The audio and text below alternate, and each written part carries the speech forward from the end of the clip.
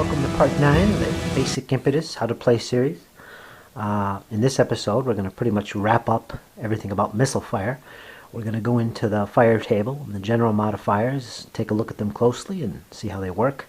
And then we're going to go into a complete example of shooting and see how everything comes together. And that'll include damage rolls and cohesion tests, and we'll see what happens. Okay, folks, I hope you enjoy. So let's take a look at the firing table and see what it looks like. Well, first of all, the first column here, we have the weapon types, and they range from all kinds of different bows, like longbow A, longbow B, short bows, composite bows, crossbows, handguns, etc. You find your weapon, and then you cross-reference that with the range category, which are these three columns here. And they are 10 units or less, which is short range, 20 units or less, which is considered long range, and then there's maximum 50 units, which is considered extreme range. You can't shoot beyond that.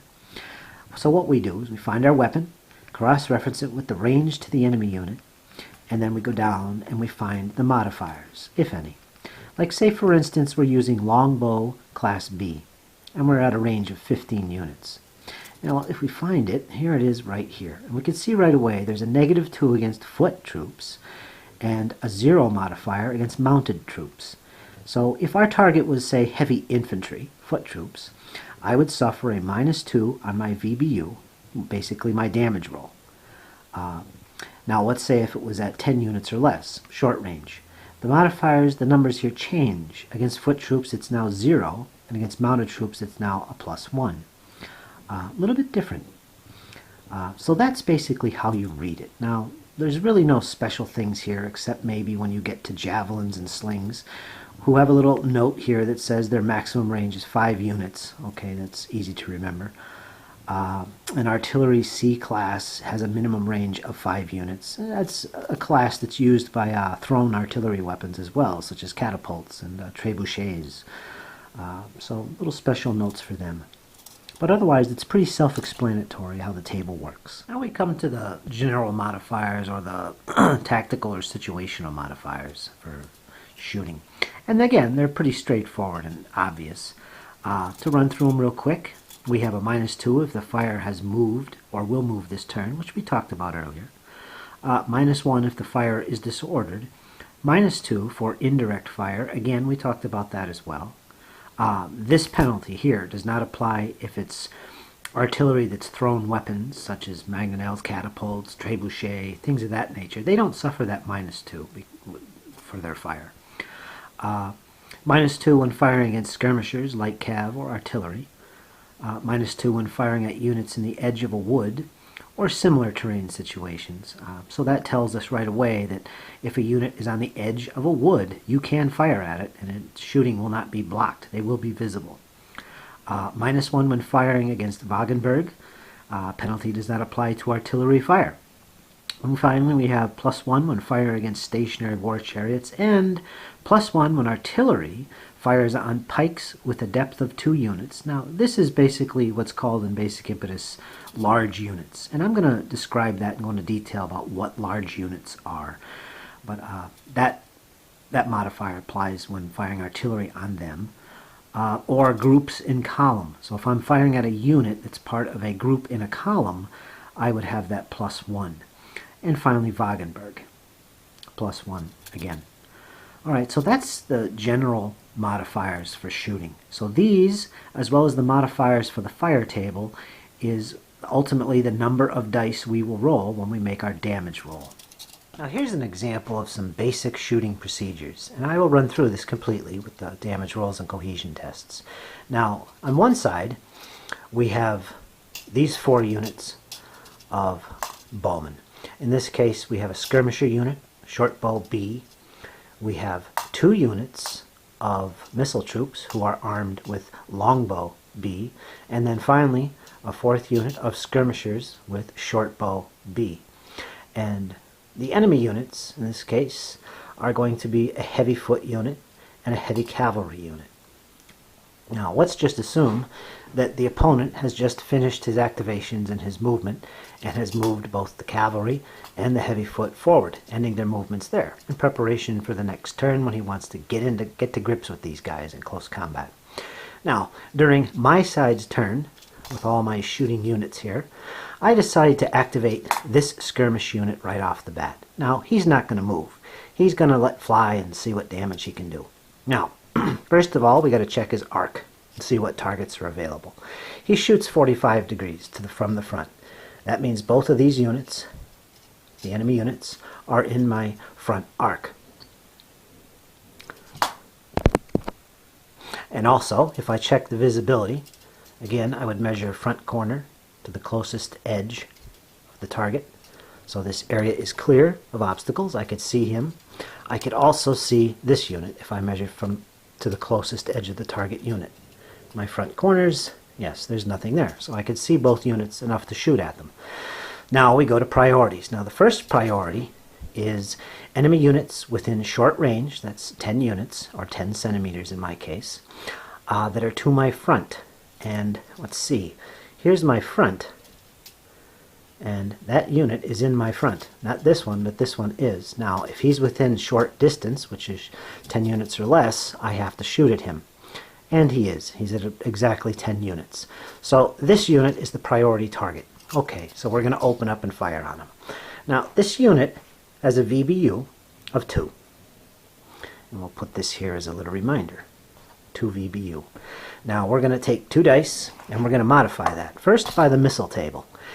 They have short bow B versus mounted opponents at short range. The modifier is 0. So I have no modifiers for the missile table.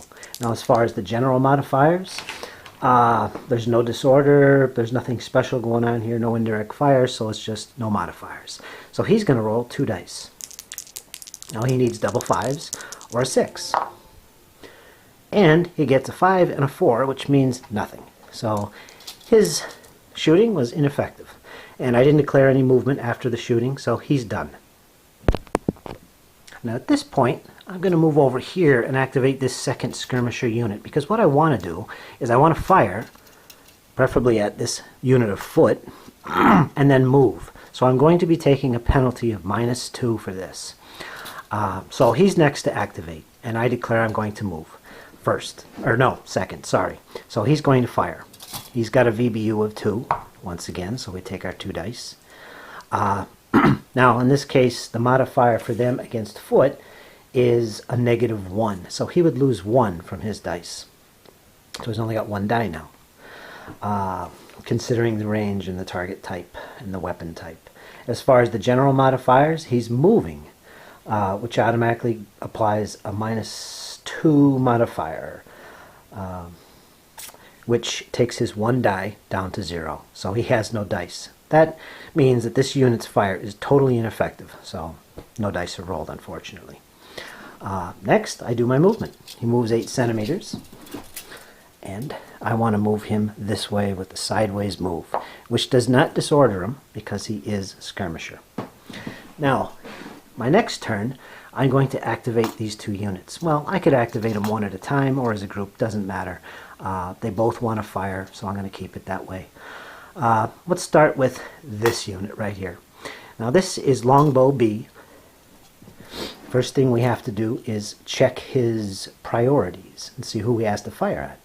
Well, if this unit is within short range, which he is, he's at about less than 7, he's in my front, which means he automatically is the priority target. So I have to shoot at him.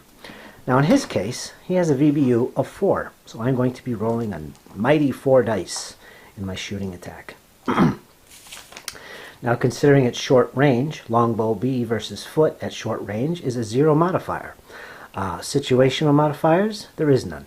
So I roll a straight 4 dice, needing double 5s or 6s. And I get a cocked dice. I did get a 6. And the last dice was a 1. So I did manage 1 hit on that foot unit. And I'll put this here as a reminder. So the next thing to do is this unit has to make a cohesion test. Now it's a D6 roll, if you remember. His VBU is 4 in this case. And we'll put this here to remind us. 4. Now he has to subtract the damage he just took, which will take his 4 down to 3. So his VBU is now 3 for this cohesion test. The only other modifiers would be if he's disordered or if he has a general attached. Neither one applies. So he needs a 3 or less to pass his cohesion test. Let's roll this dice and see. And he gets a 5, which means he failed the test. Now the difference between the critical number, which is 3, and what he rolled, which is 5, is 2. So he takes 2 permanent losses right off the bat. So I get my micro dice, put it on 2, and I'll put that behind the unit.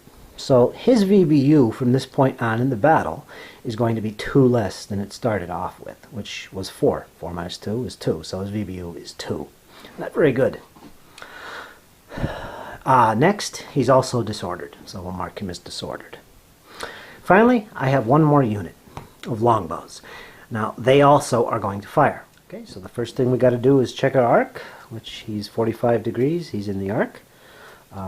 So is this unit. Secondly, we got to check if we can see them. We can see both units. Again, I'll show you how it's done. The target units, front edge, front corners to the closest corners of the enemy, which would be to this unit, would be measured like this. And you can see there's nothing in this area. And of course this unit here. Boom, boom. So both units we can see. Both units are in our fire arc, which is 45 degrees. Next thing to do is check priority. Now, this unit, both units, in fact, are within 10 centimeters, close range. However, only this unit is in the unit's front. And if you remember, it's this little zone. If we check just like that. So this unit becomes the priority target. I have to shoot at him. Okay, the range is a little less than 10. So his VBU, again, is 4 in this case. There's a little dice to remind us that it's 4. They are longbow B, and they're going to be shooting at mounted troops at short range, which nets a modifier of +1. So they get their 4 dice for their VBU, and they get a +1 dice because they're shooting at mounted troops. A little bit better than these guys. Any other modifiers? There is none. No disorder, etc. So we need double 5s and 6s. Let's see what we get. And we get 1 6 and no 5s, no other 6s. Poor roll. Too bad. Alright, so they got 1 hit. Now, we caused 1 damage on him actually. So he has to make a cohesion hit. And I'll put that hit back here to remind him. He has to make a cohesion test, I should say. Which again is a d6 roll. His VBU is pretty high. It's an 8. The knights, they're pretty elite. -1 because that's how much damage they just took, so it's 7. Which means they need a 7 or less to pass without any other modifiers, no disorder. It's not a general's unit, so it's a straight 7 or less. Now, in this case, the only way that unit could fail is if he rolls a natural 6. And if you remember, if you have a modified VBU for your cohesion test of 6 or greater, you automatically fail on a roll of a 6 and take 1 hit. So, in this case, his VBU is 7. So the only way he fails is if I roll a 6. And it comes up 1, which is automatic success in this case. Well, that's that. So he passed the test. Takes no damage. However, because he did take the test, he is disordered.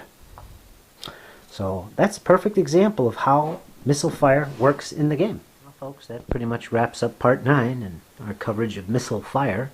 I hope it was informative. I hope you got a grasp of how missile fire works in Basic Impetus, and cohesion tests and damage rolls. Yeah, okay, so I hope to include more examples like the one included in this video, so people could get more insight into how shooting actually works, and I'll upload them soon.